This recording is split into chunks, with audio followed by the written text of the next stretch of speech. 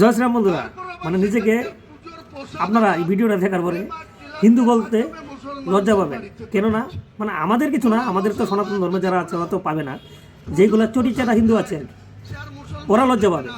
কেন ভাই বানিয়ে মানে ভাইফোঁটা দিতে গিয়েছিল, প্রসাদ খাইয়েছিল, তারপরে এক ভাষণে মানে ওনার দাদা আর কি ভাইফোঁটা নেওয়ার পরে যেটা ভাষণ দিল আর কি একটা মানে প্রোগ্রামে বা মঞ্চে, এই ভাষণটা আপনারা শুনবেন, আপনারা কমেন্টে জানাবেন। আর দিদিটাকে কীরকম জামা ঘষে দিল দেখেন আপনারা ভিডিওটা।